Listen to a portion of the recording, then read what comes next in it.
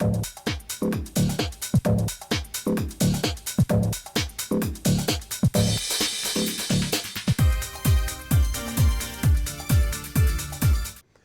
Campus മറ്റ് ലോകത്തെവിടെയുള്ളതിനേക്കാളും വ്യത്യസ്തമായിട്ടുള്ളൊരു look and feel വേണം. അത് വേണമെന്നുണ്ടെങ്കിൽ ടിപ്പിക്കലി കേരള എന്നുള്ളൊരു ഫീൽ വരണം. അതുകൊണ്ടാണ് നമ്മൾ പാർക്ക് സെൻറ്ററും ആദ്യത്തെ ബിൽഡിങ്ങുകളായ പമ്പയും നിങ്ങളെയൊക്കെ കണ്ടാൽ ഒരുപാട് നമ്മുടെ റൂഫ് ടൈൽസ് ഓട് പാകിയ കെട്ടിടങ്ങളാണ്.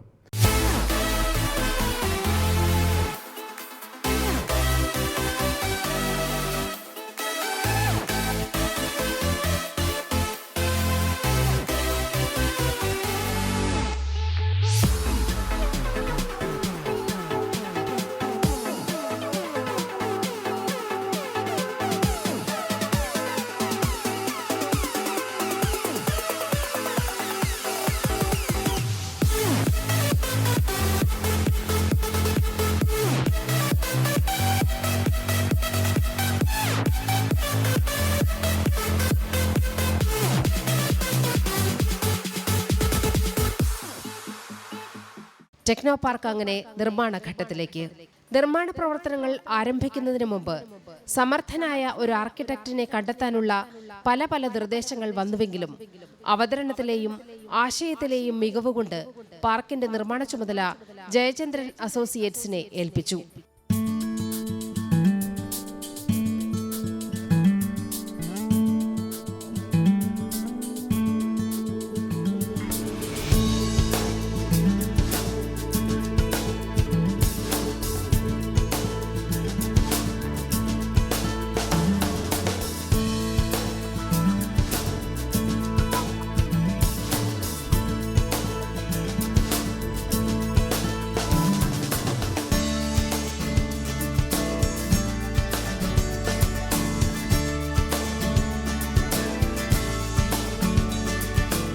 ഞാനിപ്പോൾ കഴിഞ്ഞ 2-3 ദിവസം ടെക്നോ പാർക്കിലെ ഒരു 1-2 റൂംസിൽ ചില മീറ്റിങ്ങുകൾക്ക് വേണ്ടിയിരുന്നു.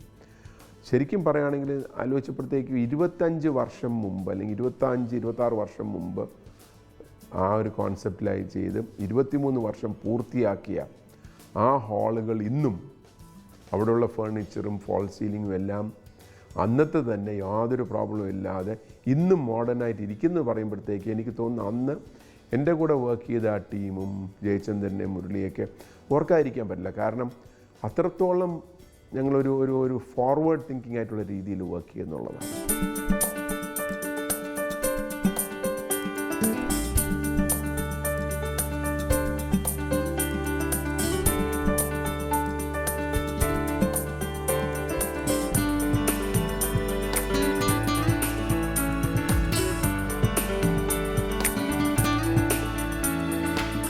ഞങ്ങൾ ഒരു ഓൾ ഇന്ത്യ ലെവലിലുള്ള ഒരു ആർക്കിടെക്ട്സ് കോമ്പറ്റീഷനിൽ കൂടെയാണ് സെലക്ഷൻ ആയത്. ഞങ്ങളുടെ ഡിസൈൻ കേരള ഗവൺമെൻറ് അപ്രൂവ് ചെയ്തിട്ടാണ് ഞങ്ങളിതിനകത്ത് വർക്ക് ഞങ്ങൾക്ക് കിട്ടുന്നത്. Myself, mister Jayachandran and mister Gopi, ഞങ്ങൾ 3 പേരായിരുന്നു ഇതിനെ മെയിനായിട്ട് lead ചെയ്തിട്ടുണ്ടിരുന്നത്. Mr. Gopi, Mr. Jayachandran ഇപ്പോൾ no more there. They're all left this world and now I myself is there. ഞങ്ങളുടെ ബേസിക്കായിട്ട് ഈ സാധനം ഞങ്ങൾക്ക് കൈ കിട്ടുമ്പോൾ ഒരു ആരും പോകാത്ത ഒരു വലിയൊരു കുന്നും ഒരു താഴെ ഒരു റോഡ് എന്ന് പറയുന്ന വിധത്തിലുള്ള ഒരു സ്ഥലമാണ് ഉണ്ടായിരുന്നത്. ആ റോഡ് ഉണ്ടായിരുന്നില്ല. അതിനെ ബേസ് ചെയ്തിട്ട് ഞങ്ങൾ വർക്ക് ചെയ്തിട്ടാണ് ഇപ്പോഴത്തെ ടെക്നോ പാർക്ക് വരുന്നത്.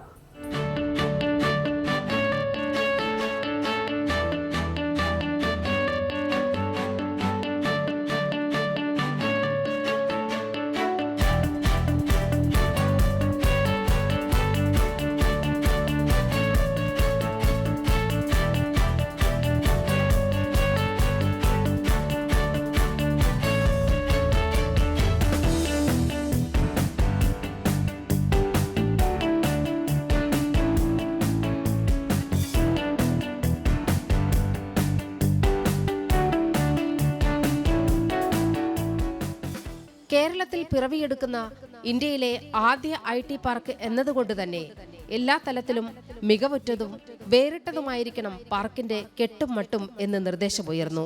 ഇന്നും പാർക്കിന്റെ കെട്ടിട സമുച്ചയം അതിന്റെ ആരംഭത്തിലെ ശൈലി നിലനിർത്തുന്നു. പാർക്ക് സെന്റർ ഉൾപ്പെടെ പാർക്ക് ക്യാമ്പസിൽ പാർക്കിന്റെയും അല്ലാത്തതുമായ നിരവധി നിർമ്മാണങ്ങൾ നടന്നു. അവയെല്ലാം തന്നെ ഒരു ഗൃഹാതുരത്വം പകരുന്ന അന്തരീക്ഷമാണ് ഒരുക്കുന്നത്. ഞങ്ങൾ പിന്നെ അതിനകത്ത് ബേസിക്കായിട്ട് വർക്ക് ചെയ്തപ്പോൾ ഒരു ഗ്രീൻ പാർക്ക് എന്നുള്ള കൺസെപ്റ്റായിരുന്നു മിസ്റ്റർ വിജയരാഘവൻ ഞങ്ങളെ പ്രത്യേകിച്ച് ഞങ്ങളെ ഗൈഡ് ചെയ്തിരുന്നത്. അദ്ദേഹത്തിൻ്റെ ഐഡിയ അനുസരിച്ച് ഒരു ഗ്രീൻ പാർക്ക് ആയിരിക്കണം, കഴിയുന്നതും ട്രീസും ബാക്കിയെല്ലാം കൺസേർവ് ചെയ്യണം, ദെൻ നല്ല ഒരു ഗ്രീനറി ഉണ്ടായിരിക്കണം, പിന്നെ ബിൽഡിംഗ് കഴിയുന്നതും കേരള ആർക്കിടെക്ചറിനോട് സം റിലവൻസ് ഉള്ളതായിരിക്കണം. ആ ഒരു കൺസെപ്റ്റിലാണ് ഞങ്ങൾ ബേസിക്കായിട്ട് ഈ ബിൽഡിങ്ങിനെ പറ്റിയിട്ട് വർക്ക് ചെയ്തത്. ആൻഡ് ഇനീഷ്യലി ഫസ്റ്റ് ബ്ലോക്കിന് ഞങ്ങളത് അബൌട്ട് 2 years ഞങ്ങൾക്കത് കംപ്ലീറ്റ് ചെയ്ത് ഇനാഗ്രേറ്റ് ചെയ്യാൻ പറ്റി. അതിന് മേജർ റീസൺ ഗവൺമെൻറ് ഡിപ്പാർട്ട്മെൻറ്റും മിസ്റ്റർ വിജയ സാറിൻ്റെ ഭയങ്കര എഫിഷ്യൻറ്റ് മാനേജ്മെൻ്റ് ആയിരുന്നു അതിന് മേജർ ബേസിക് റീസൺ.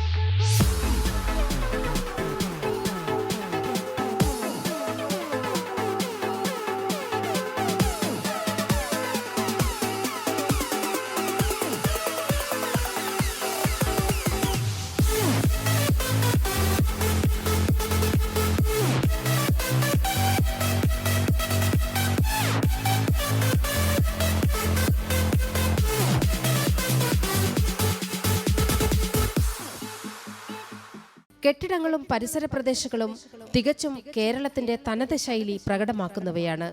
എന്നാൽ കെട്ടിടങ്ങളിലേക്ക് പ്രവേശിക്കുമ്പോൾ നിർമ്മാണ ശൈലി വിദേശിയെയും സ്വദേശിയെയും ഒരുപോലെ ആകർഷിക്കും വിധം അൾട്രാ മോഡേൺ ആണ് എന്ന് തന്നെ പറയേണ്ടി വരും.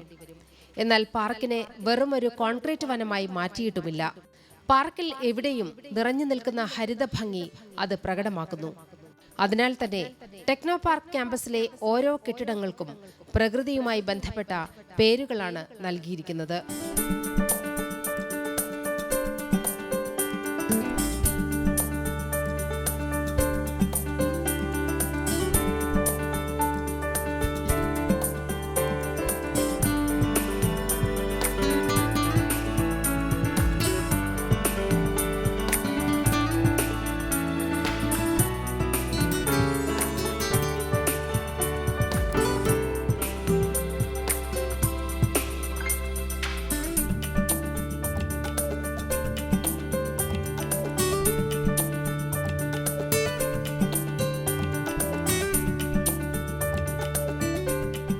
ലോകത്തെ ഒന്നാംകിട ടെക്നോളജി പാർക്കുകളിലെല്ലാം ലഭ്യമായ സൗകര്യങ്ങൾ ടെക്നോ പാർക്കിലും സജ്ജമാക്കണമെന്ന് പാർക്കിന്റെ പിന്നണി പ്രവർത്തകർ തീരുമാനിച്ചു.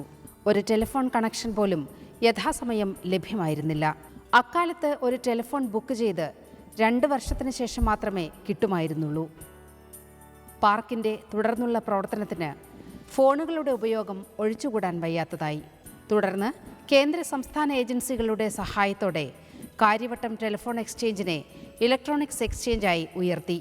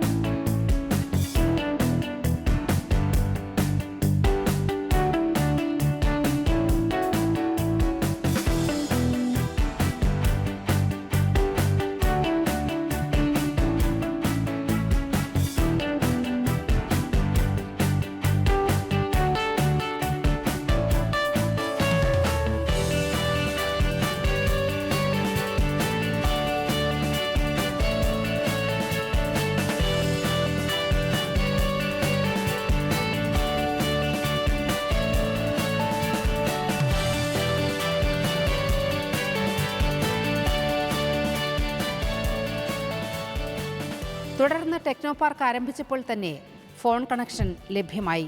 പാർക്ക് പ്രവർത്തനക്ഷമമായാൽ അന്യസംസ്ഥാനക്കാരും അവരുടെ കുടുംബങ്ങളും നമ്മുടെ കേരളത്തിലെത്തും. സ്വന്തം നാട് വിട്ട് നമ്മുടെ നാട്ടിൽ വരുന്നവർക്ക് യാതൊരു കുറവും കൂടാതെ കഴിയാനുള്ള ചുറ്റുപാട് ഒരുക്കുന്നതും ഒരു പ്രധാന കടമ്പയായിരുന്നു. കുട്ടികളുടെ സ്കൂൾ അഡ്മിഷനും ഒരു പ്രധാന പ്രശ്നമായി. ഇതിനായി പ്രദേശത്തെയും തിരുവനന്തപുരം നഗരത്തിലെയും പ്രധാന സ്കൂളുകൾ സന്ദർശിക്കുകയും സ്കൂൾ മേധാവികൾ എല്ലാവിധ സഹകരണങ്ങളും ഉറപ്പു നൽകുകയും ചെയ്തു. മാറി മാറി വന്ന സർക്കാരുകൾ കക്ഷി രാഷ്ട്രീയ ഭേദമന്യേ ടെക്നോ പാർക്കിൻ്റെ നിർമ്മാണ വികസന ഘട്ടങ്ങളിൽ സ്വാഗതാർഹമായ നിലപാടുകൾ സ്വീകരിച്ചു എന്ന് പറയാതെ വയ്യ. സർക്കാരിൻ്റെ IT നയങ്ങൾ ടെക്നോ പാർക്കിൻ്റെയും IT മേഖലയുടെയും വളർച്ചയ്ക്ക് ഉതകുന്ന തരത്തിലായിരുന്നു. ഒരു ഇലക്ട്രോണിക് ടെക്നോളജി പാർക്കിൻ്റെ അടിസ്ഥാനമെന്ന് പറയുന്നത് ഡാറ്റ കമ്മ്യൂണിക്കേഷൻ അനിവാര്യമായ വേഗം കൂടിയ ഡാറ്റ ലൈനാണ്. പാർക്ക് സ്ഥാപിക്കുമ്പോൾ അതിൽ വന്നു ചേരാൻ പോകുന്ന കമ്പനികളുടെ എണ്ണവും അവയ്ക്ക് വേണ്ട ഡാറ്റ ആവശ്യകതയും അതിൻ്റെ സ്പീഡും പരിശോധിക്കുമ്പോൾ നിലവിലുള്ള സൗകര്യങ്ങൾ ആവശ്യങ്ങൾ നിറവേറ്റുന്നതിന് പര്യാപ്തമായിരുന്നില്ല.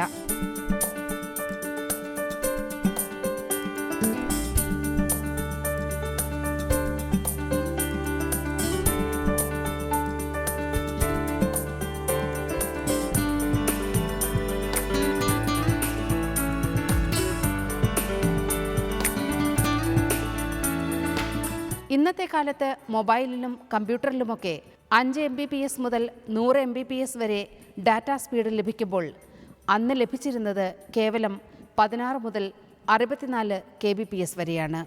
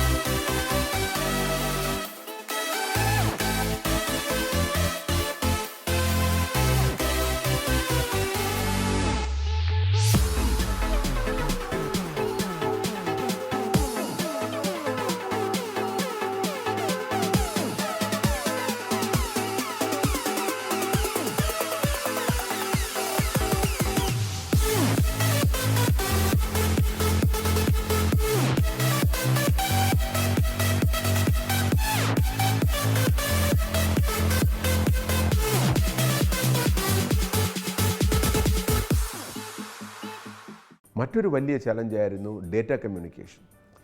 ഇന്ന് നമ്മുടെ ടെലിഫോൺ ലൈനിൽ, നമ്മുടെ കയ്യിലിരിക്കുന്ന മൊബൈലിൽ ഉള്ള ടെലിഫോൺ സ്പീഡെന്ന് പറഞ്ഞാൽ ഇന്ത്യ മൊത്തം അത്രയും സ്പീഡ് വരില്ല. അപ്പോൾ അന്നത്തെ വലിയ സ്പീഡാണ് 64 kbps. ഇന്ന് ഈ നമ്പർ പറഞ്ഞാൽ ഈ കേൾക്കുന്ന ചെറുപ്പക്കാരെല്ലാം ചിരിക്കും. പക്ഷേ ആ 64 kbps സ്പീഡ് തിരുവനന്തപുരത്ത് നിന്ന് വേണമെന്നുണ്ടെങ്കിൽ 3 കോടി രൂപ ചെലവ് വരുന്ന ഒരു സാറ്റലൈറ്റ് എർത്ത് സ്റ്റേഷൻ ഇവിടെ സ്ഥാപിക്കണം. ആ 3 കോടി രൂപ ഗവൺമെൻറ്റിലില്ല, അത് ഗവൺമെൻറ് ഓഫ് ഇന്ത്യയിൽ തന്നെ വരണം. അപ്പോൾ അന്ന് ഞങ്ങൾ ചെയ്തത്, അന്നത്തെ മുഖ്യമന്ത്രി ശ്രീ K. കരുണാകരനോട് പറഞ്ഞ്, ഇന്നത്തെ രാഷ്ട്രപതി അന്ന് ഡെപ്യൂട്ടി ചെയർമാനാണ് പ്ലാനിംഗ് കമ്മീഷൻ്റെ. അപ്പോൾ ശ്രീ കരുണാകരൻ ശ്രീ പ്രണബ് മുഖർജിയെ വിളിച്ച് സംസാരിച്ചു. എന്നിട്ട് ശ്രീ KM ചന്ദ്രശേഖരൻ കുഞ്ഞാലിക്കുട്ടിയും കൂടെ പോയി പ്രണബ് മുഖർജിയെ കണ്ടു. അദ്ദേഹം അഡീഷണലായിട്ട് 3 കോടി രൂപ കേരള ഗവൺമെൻറ്റിന് ടെക്നോ പാർക്കിന് എർത്ത് സ്റ്റേഷൻ സെറ്റപ്പ് ചെയ്യാൻ വേണ്ടി തരാമെന്ന് പറഞ്ഞു. എന്നിട്ട് അന്ന് പ്ലാനിംഗ് ബോർഡിലൊരു അഡ്വൈസർ, വളരെ സീനിയർ അല്ലാത്ത ഒരാളായിരുന്നു, നേരത്തെ കേന്ദ്രമന്ത്രിയായിരുന്നു ജയറാം രമേശുമായിട്ട് ഞാൻ ഫോളോ അപ്പ് ചെയ്തത് ക്ലിയറായി വന്നു. അങ്ങനെ 3 കോടി രൂപ കേരള ഗവൺമെൻറ്റിന് കേന്ദ്ര ബഡ്ജറ്റിൽ നിന്ന് തരികയും ആ 3 കോടി രൂപ തിരികെ നമ്മൾ കേന്ദ്ര ഡിപ്പാർട്ട്മെൻറ്റ് ഓഫ് ഇലക്ട്രോണിക്സിൻ്റെ കീഴിലുള്ള സോഫ്റ്റ്വെയർ ടെക്നോളജി പാർക്കിന് കൊടുത്ത് അങ്ങനെയാണ് ഇവിടെ സാറ്റലൈറ്റ് എർത്ത് സ്റ്റേഷൻ വരുന്നത്. ആ സാറ്റലൈറ്റ് എർത്ത് സ്റ്റേഷൻ അന്ന് ഇന്ത്യയിലെ 2ാമത്തെയോ 3ാമത്തെ സാറ്റലൈറ്റ് എർത്ത് സ്റ്റേഷനാണ്. അപ്പം അത് മാത്രമല്ല, അതിൽ വളരെ രസകരമായിട്ടുള്ളൊരിതെന്ന് പറഞ്ഞാൽ, ശരിക്കും പറഞ്ഞാൽ ഇന്ത്യയിലെ ചരിത്രത്തിൽ ആദ്യമായിട്ടാണ് UPക്ക് വേണ്ടി മാറ്റിവെച്ച ഒരു സാധനം കേരളത്തിലേക്ക് വരുന്നത്. അതിനന്ന് സഹായിച്ചത് ശ്രീ വിറ്റൽ, N. വിറ്റൽ എന്ന് പറയുന്നതാണ്. അപ്പോൾ അദ്ദേഹമായിരുന്നു ഡിപ്പാർട്ട്മെൻറ്റ് ഓഫ് ഇലക്ട്രോണിക്സ് സെക്രട്ടറി. അദ്ദേഹം പിന്നീട് ചീഫ് വിജിലൻസ് കമ്മീഷണറായി വന്നു. പക്ഷേ അദ്ദേഹത്തിന് KPP നമ്പ്യാരോട്, KPP നമ്പ്യാരൊക്കെ അന്ന് വിട്ടുപോയെങ്കിലും KPP നമ്പ്യാരോടുള്ളൊരു കടപ്പാട്, അത് കാരണം ഞങ്ങളോടുള്ളൊരു സോഫ്റ്റ് കോർണർ. അദ്ദേഹത്തിനോട് പറഞ്ഞു, ഈ പൈസ തരാം, ഉടനെ സ്റ്റേഷൻ. പുള്ളി ഓക്കെ എന്ന് പറഞ്ഞു. ഇത് UPയിൽ നോയിഡയിൽ ഇൻസ്റ്റാൾ ചെയ്യേണ്ടതായിരുന്നു. നോയിഡയിൽ പിന്നെ ഇൻസ്റ്റാൾ ചെയ്യാൻ ഏകദേശം 2 വർഷം എടുത്തു. ആ പീരീഡ് മുമ്പ് ഇവിടെ വരികയും ചെയ്തു. അപ്പം അദ്ദേഹം വിളിച്ച് പറഞ്ഞു, അന്ന് UP കേന്ദ്ര ഗവൺമെൻറ്റിൻ്റെ കീഴിൽ പ്രസിഡൻസ് റൂളാണ്, നരസിംഹറാവു ആണ് പ്രൈം മിനിസ്റ്റർ. ഈ എർത്ത് സ്റ്റേഷൻ അവിടെ നിന്ന് ഇങ്ങോട്ട് മൂവ് ചെയ്യുന്ന അറിഞ്ഞ് UP MP മാർ പോയി പ്രധാനമന്ത്രിയോട് കംപ്ലയിൻറ്റ് ചെയ്യുന്നു. പ്രധാനമന്ത്രിയുടെ ഓഫീസിൽ നിന്ന് വിറ്റലിനെ വിളിച്ച് ചോദിച്ചു. വിറ്റൽ പറഞ്ഞു, ഒരു ദിവസം മുമ്പ് പറഞ്ഞിരുന്നെങ്കിൽ തരാമായിരുന്നു, പക്ഷേ ഈ സാധനം വിട്ടു, കേരളത്തിലേക്ക് പോയെന്ന് പറഞ്ഞു. ശ്രീ വിറ്റലിനും കേരളത്തിനോടൊരു കണക്ഷനുണ്ട്. അദ്ദേഹം ജനിച്ച തിരുവനന്തപുരത്താണ്. നമ്മുടെ വാട്ടർ വർക്ക്സ് തുടങ്ങുന്നത് വിറ്റലിൻ്റെ ഗ്രാൻഡ് ഫാദറുമാരാണ്. അപ്പോൾ ശരിക്കും പറഞ്ഞാൽ എല്ലാ സാഹചര്യവും നമുക്ക് വളരെ ഒത്തുചേർന്ന് വന്നു എന്നുള്ളതാണ് പറയുന്നത്. പമ്പ, പെരിയാർ, നിള എന്നീ കെട്ടിടങ്ങൾ പൂർത്തിയായതോടെ ആദ്യം ടെക്നോ പാർക്കിൽ രജിസ്റ്റർ ചെയ്ത കമ്പനികൾ പ്രവർത്തനം ആരംഭിച്ചു.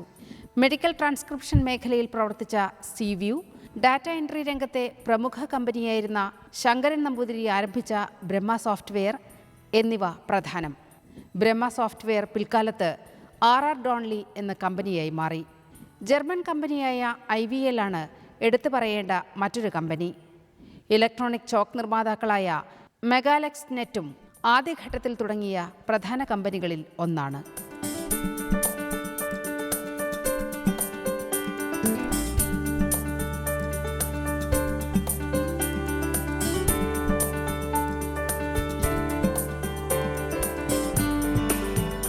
ആയിരത്തി 1994 ജൂലൈ അവസാനത്തോടുകൂടി പാർക്ക് സെന്റർ പ്രവർത്തനം ആരംഭിച്ചു.